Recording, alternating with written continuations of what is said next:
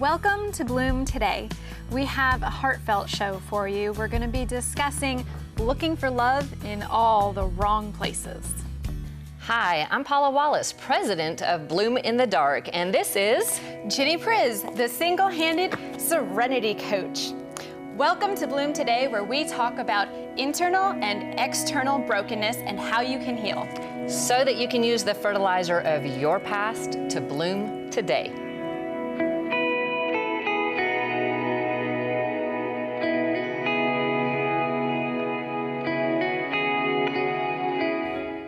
Hey everybody, so glad to have you join us. Today we're talking about looking for love in all the wrong places. And we've tried that, haven't we? Oh, I've looked for love in a whole lot of places that I never should have looked. It's been a bit of a jungle and a struggle to figure out where the right places are. What about you? Well, I've learned crazy lessons about thinking that any love was better than no love, even if it wasn't love at all. Absolutely. Because attention, bad attention, any kind of attention was better than being ignored, you know, no attention at all. And one of the craziest times that showed up for me was thinking that a codependent friendship with a best friend, that wasn't hurting anybody, that wouldn't cause any problems. Until that codependent relationship actually brought the best friend not just into my home or my life, but into my marriage. And you start realizing that it's not okay just because it's a best friend. If it's not a healthy relationship, it can bring someone into your marriage where that then hands off to temptation for your spouse to have an affair and to go off on an entirely different path where it's not really harmless. Looking for love in friendship that way is not really a problem, suddenly becomes what ends your marriage. That is an extreme result, if you will, of codependency. Which is a love addiction, right? Absolutely, it is a love addiction. And I mean, I've had so many different kinds of love addictions with just friends, let alone boyfriends. And what it ended up being for me a lot of times was I expected people to read my mind. If this was a great relationship, or if they were really a good friend, then you should be able to know exactly what I'm thinking, what I need, when I need it. You should know when I'm feeling down and know how to make me feel better magically. And if we spend enough time together, then you would be interested in reading those cues, because I was so good at reading those cues. So I thought everyone else should be as well. Why isn't everyone else picking up on my cues when I'm trying so hard to pick up on theirs? But what ended up happening was when they didn't pick up on my cues, I would shut them out a lot of times without any kind of closure, any kind of discussion or trying to work on it or understand. I just really thought, you know what? If you can't read my mind, then I'm going to be done. I'm going to walk away. And you don't love me enough. Yeah, you must not love me enough, yeah.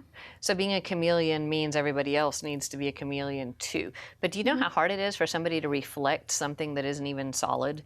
So if I don't know who I am, if I haven't developed my own identity, if I'm not solid in who I am as a person, it's hard for you to reflect that. Right. One way or the other. Pick up on those cues, right. So you end up having this whole mess, invisible mirror kind of thing where nobody can see anything. And it just gets to be a scrambled, jumbled mess. Totally. Yeah, I've been there on that stuff too, and it's so not a good idea when we don't have a solid sense of identity because we're looking for somebody else to create that identity, or loving somebody to fill that need for love and identity. And it ends up showing up in so many different dysfunctional types of relationships and ways. It doesn't even need to be personal. It can be professional as well. You know, oh my gosh, if my boss doesn't approve of what I'm doing at work, then there must be something wrong with me. You have no value if you're not getting the accolades and approval and the opportunities, right? I'm starting from square one, because if you don't approve of this one thing that I did, then I must not be worth anything. So now I have to rebuild or in my own mind, I have to rebuild all of the trust and the good things, because if you don't approve once, then forget it. You have rejected me entirely. So our identity ends up being tied to other people's opinions and other people's treatment and other people's feelings, which if the way people treat you is abusive, then that morphs into, if that's where I find my validation is in you and you're abusing me, then you are validating my brokenness and my lack of value and my worthlessness. Absolutely. Which then makes it so much easier for me to know I am worthless and have no value, and all the victim thinking that comes along with that.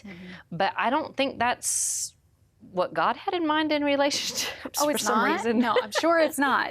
I'm sure it's definitely not what he had in mind. He doesn't want us to be walking around looking for love any other place but to him first. That's so key, but that's what I never got growing up, or never really truly understood. It's not that I wasn't told this repeatedly, I'm sure, but I just didn't get it or understand that the personal relationship and going from my head to my heart, how that needed to change in my life. So if I want to have better relationships outside, the first thing I need to do is start working on myself. Absolutely. To start going to a relationship with God, because he kind of designed me with a God-sized hole in my soul, where he's the only one that's actually going to be able to fill that space, and no addiction is going to be able to fill it. No other relationship with another human is going to be able to fill it. My identity isn't going to be fixed by who I marry or who's my best friend or what I'm doing to try to distract or fill that hole. So I've got to start out by things like understanding how to treat myself the way God says. That you deserve to be treated. And I mean, we don't get what we deserve because every sin requires death, right? But because Jesus was crucified on the cross, what God says we deserve now is grace and mercy and all of the things that come with it, where we don't have to be separated from him anymore. So for me, in order to even start to understand this, instead of just getting it from here to here with some miraculous intervention from the Lord, I actually had to start treating myself the way I thought God wanted me to be treated. Because he loved me unconditionally, then I should be treated this way. I had to learn sort of from the outside in before I could start to accept it. So you couldn't be hating yourself. Right. You needed to be loving yourself. And I got raised that might be really selfish. And instead, I started realizing when Jesus talks about the two most important commandments, he talks about loving God first and then loving your neighbor as yourself. Right. If I'm hating myself, it is really, really hard to love my neighbor. Right. I have to first take God's love for me and apply it to myself so that I can then share that love with my neighbor or with somebody else. And Leviticus 19:18, of course, with the 10 Commandments, talks about loving your neighbor as yourself because God made that a part of his concrete 10 top rules for living, was having to love others, but in the way that we have then taken God's love to us. And that's where we start changing the balance of unhealthy relationships to healthy relationships, right? Isn't that amazing? He created us to be us. I get to be me. Yes. But then once we can have that identity of who we are and loving ourselves, we can then teach others how to treat us. Teach others that they need to treat us as God would, with respect, coming to us. If they have a problem with us, if God has a problem with us and what we're choosing, he comes to us, he convicts us, but he does it out of love, truth in love. He doesn't do it with a reprimand or you need to do this or you should have done this or should have done that. And shoulding all over yourself. Shoulding all over yourself. Shoulding all over yourself. Yeah. That's not the way he works. He says, excuse me, you need to look at this area.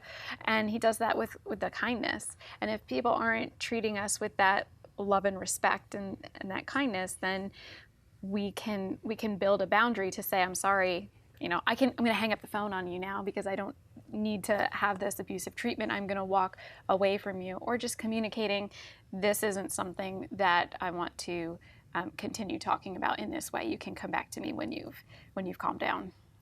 Right. And then by not accepting disrespect doesn't mean we lash back, doesn't mean we fight back. Sure. Turning the other cheek is passive, but it's also where we don't continue to present ourselves and put ourselves in positions unnecessarily where there is continuing harm or damage. And by that, we're showing and demonstrating respect that God has for them as well as for us. And that gives us the chance to start digging into deeper levels of relationships where it's not just superficial, it's not just need-based, it's actually mutually balanced relationships in friendships, in marriages, in relationship with God, where the more whole I am, then the more I actually have to give and accept in a relationship, because I'm not trying to suck somebody else dry, and I'm not having to let them suck me dry either, right? Absolutely. In Matthew 7:6, it says, "Do not give what is holy to the dogs, nor cast your pearls before swine, lest they trample them under their feet and turn and tear you to pieces." That's pretty intense, but I think that that's, in my past, it's been absolutely true. As soon as I let people cross those boundaries, then they feel they have the right to take what they want or treat me as they want. But if I can, again, build those healthy boundaries, what happens is those swine are not going to come after me anymore. It's amazing how when people don't respect your boundaries, they will actually feel like they don't need anything else from you, and they can be separate from you. So you're left with the people that actually love you and respect you and are willing to respect your boundaries. Which is awesome in the close relationships. And the funny thing is, like in Proverbs 22:24, it says, "Make no friendship with a man given to anger, nor go with a wrathful man." Or woman. Yes. It doesn't matter who they are. Yeah. It's clear about not putting yourself in a position. And it's not that you don't deal with people that are that don't have that self-control and don't know how to treat you well in social circles or in work circles or whatever, where you don't have control. This is talking about the people that you choose to do life with, that are part of your inner circle, that are in your family relationships or whatever, where it's hugely important. But it specifically says don't do that, because there is damage that keeps happening to us where we're actually surrounding ourselves or thinking it's okay to have our 5 closest people be hurting us or doing us harm or be unhealthy relationships. And that's not at all what God's heart is for us. You are correct. And if you want to continue to delve into this topic a little bit deeper and find out some more about how you can apply this to your life, you can go to our website, bloomtodaytv.com. And when you enter in your email there, you will be able to download the coaching tool that we've developed, because we are life coaches and we don't just want you to get a happy message and walk away, but be able to apply this to your life. So it's just a worksheet, a few pages that goes through some of these same topics and teaching points, but also questions that you can answer to help you apply it to your own life, so that you can start to build those healthy boundaries and get those deeper relationships that you're looking for that are healthy. That sounds awesome, and we have got a very special guest today, don't we? Yes, and she has a story that definitely talks about looking for love in all of the wrong places and then finding it in the right place. And she is an author. Awesome. And a speaker and a worship leader as well. She has a beautiful voice and is a songwriter. Please welcome Tammy Daniel. Come on in. Yay, Tammy. Ginny, can you give her a hand? I can absolutely give her a hand. Tammy, here is your hand. Oh, thank you so much, Ginny. You're very welcome. Kind of you. Anytime, really. Above, you need a hand, I'm here for you. Hey, I love it.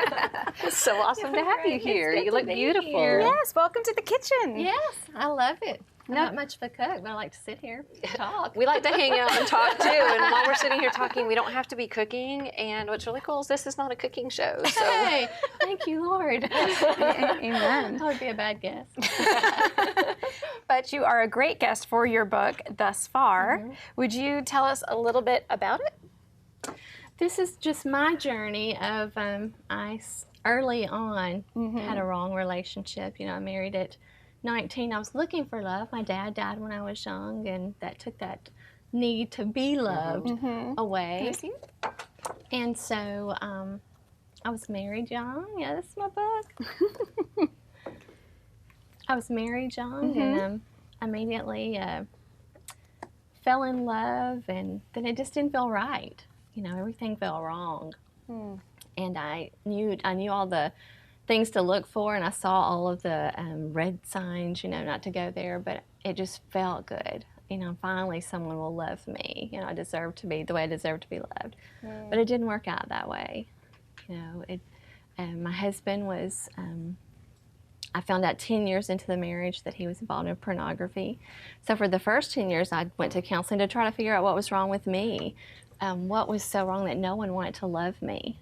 Wow. And so, you know, you have all of that inside of you trying to figure out, I must not be very good, you know, and that does carry on into all of your relationships, honestly. It very personal. Yes. And then bringing that shame or that brokenness onto yourself when it's not only you that's in the relationship. So, yeah, I found out that he was watching pornography, and at the time I was young. I had been raised in a very conservative background where you didn't talk about these kind of things, so I didn't talk to anybody about it. And I thought, well, it's just one video, I'll rip it up and there it goes. But it began to show itself over and over and over, and it would progress each time. And my husband would seek help, and it'd be okay for a while. But then when he felt pressure, that's where he went. You know, he had not totally given it to Christ, who we know is the only one who can break the chains of an addiction. Sure. And so our family suffered, you know, because of that, internally. And then what did you do that to try and help that? Because obviously you were in a whole lot of pain.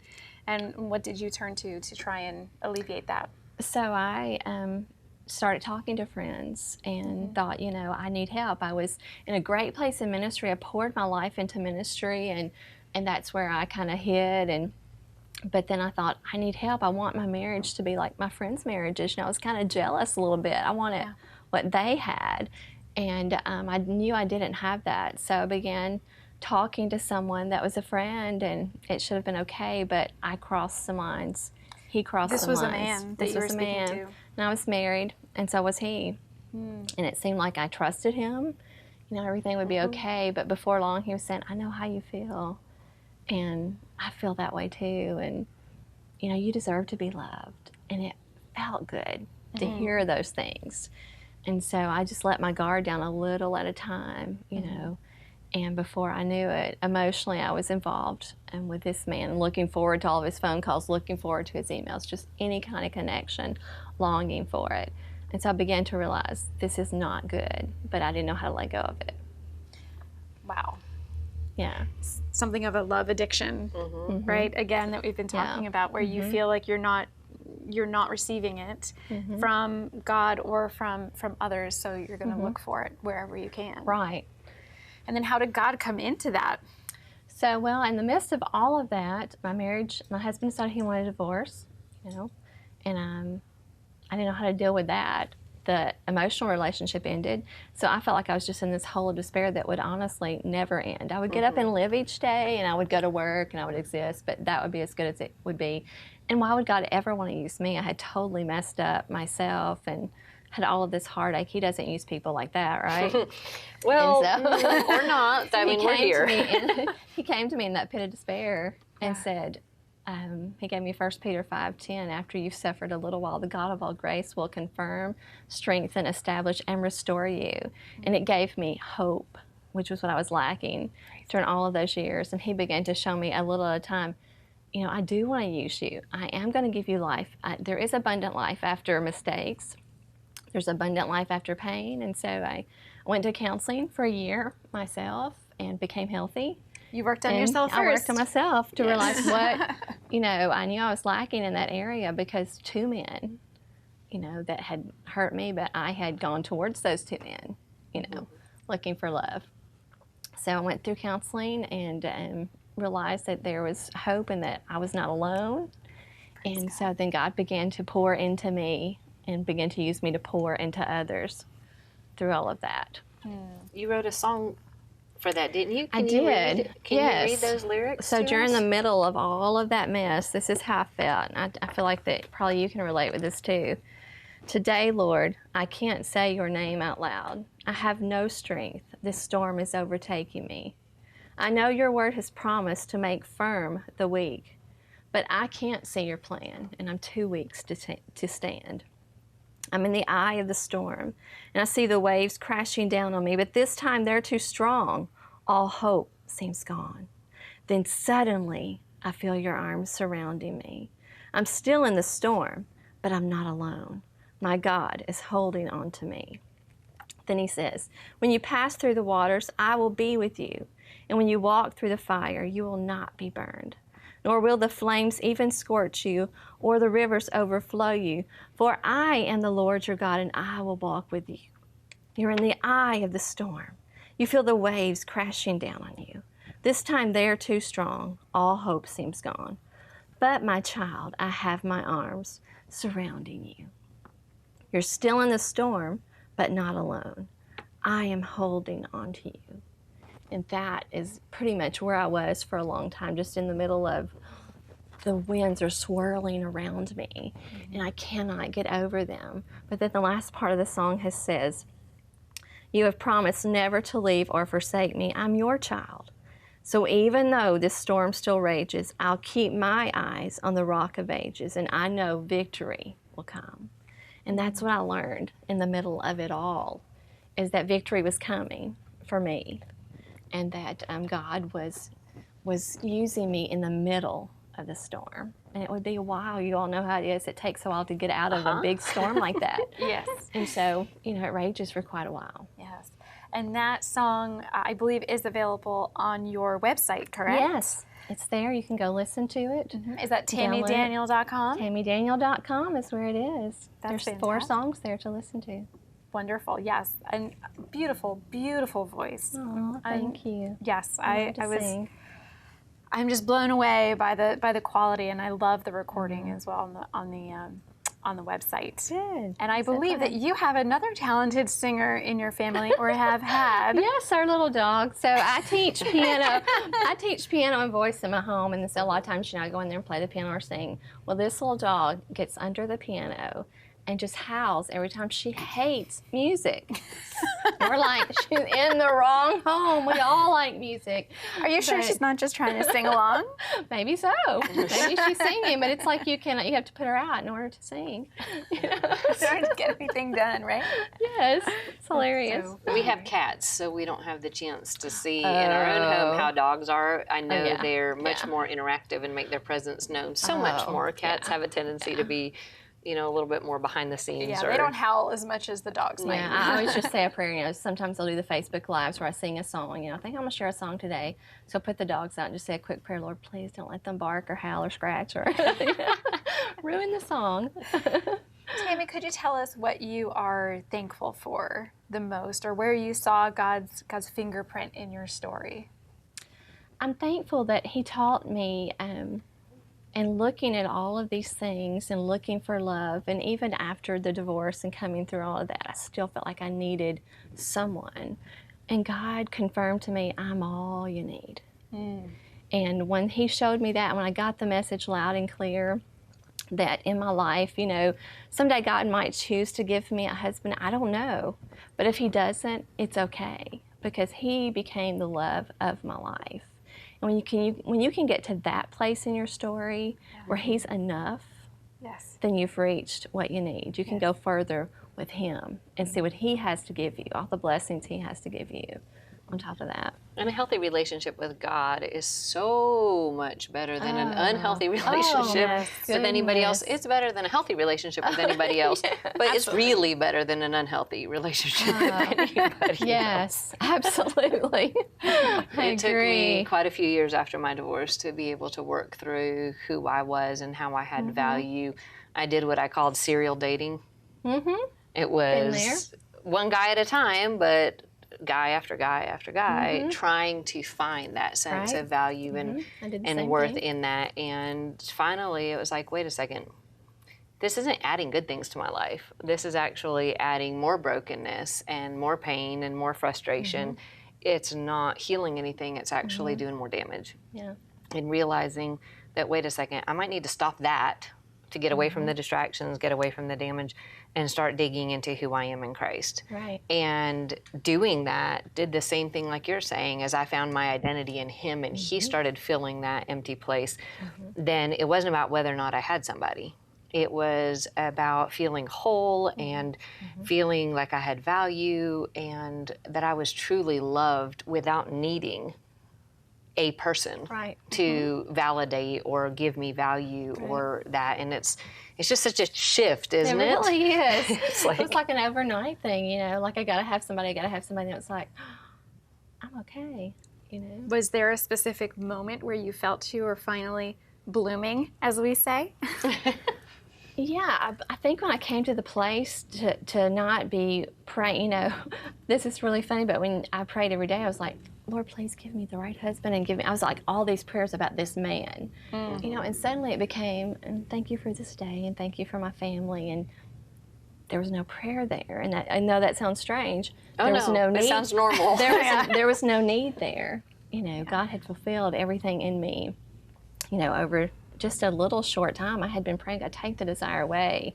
And my girlfriends were too, because they were having to hear about all of these, you know, men and the need for them.